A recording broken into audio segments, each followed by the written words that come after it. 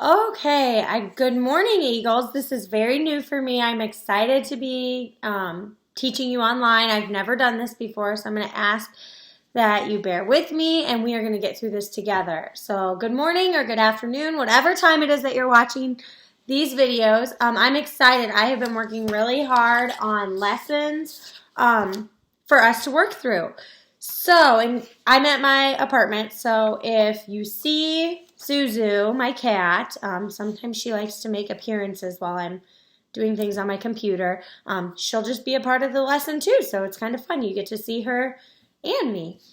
So to break up this week for you, Monday, which it should be today if you're watching this, we are going to talk about affixes, which is prefixes and suffixes. Tuesday and Wednesday, we are going to do text structure, informational text structure. Then Thursday, we are going to do main idea of an informational text. And then Friday, we're going to jump into point of view, which will lead us into the following week, next week, which we're going to talk more about literature, plot, character, conflict, theme, and setting. So that's kind of the scope for the next 2 weeks. So today's assignment, you should read one book on Raz Kids and take a quiz. I am noticing some of you are taking like 13, 15 quizzes, but you've read no books.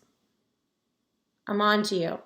You cannot take a quiz if you have not read the book. That's cheating to try to get points, and we can't do that. So make sure you read one Raz Kid book and take the quiz. I'm going to explain affixes to you, and then you have an affixes Moby Max lesson. If you are not doing Moby Max, then in your packet, there's a prefix and suffix activity sheet for you to follow along with. So very quickly, let's talk about affixes. So we've done this before. This should be a review. Every week we've had a suffix of the week, a prefix of the week, a Greek or Latin root of the week. So affixes are just added to the beginning or end of a word to create a new word with a new meaning. That has not changed. Okay, so here are some common prefixes. And again, a prefix comes before the word. Okay, so we have re, which means again. Un means not. Non also means not. Pre means before. Im means not. Over means too much. And mis means wrong. Make sure you're not misbehaving at home for your mom and dad, using the wrong behavior. Suffixes, so a suffix comes after the word. Full means full of. Li, which is how. Less, without. Means more. And able means able to. You are all able to do your work at home, and I have faith that you're going to get it done. So then sometimes we use equations in reading. I know Miss Goldman gets excited. So I made kind of a little equation for us.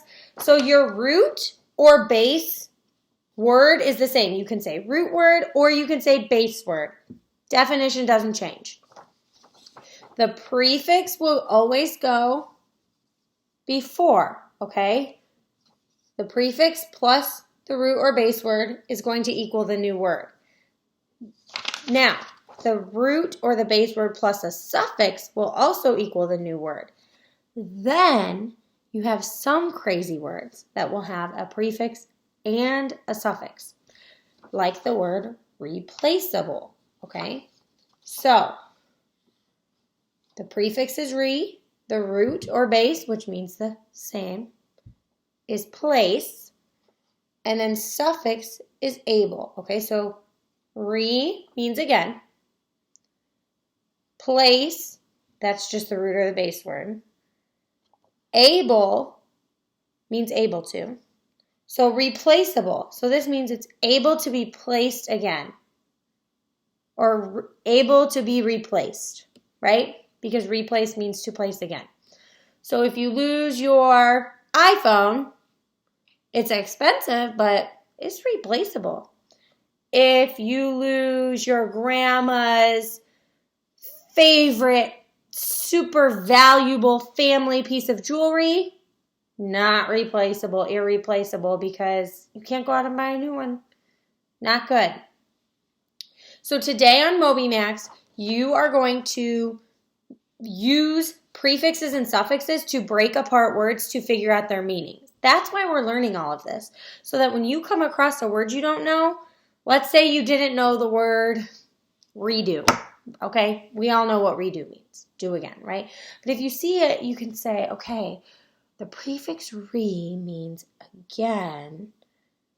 Okay, and do, I know do just means to do something. Okay, oh, to do something again. Now, that's a very basic example, but on NWEA, I've seen it, and you've seen it. We've talked about this when we are face-to-face in my classroom. They give you words that you don't know with prefixes and suffixes that you do know. So you have to be able to be a detective and try to break apart the word into an equation. And I know I give you scratch paper during NWEA.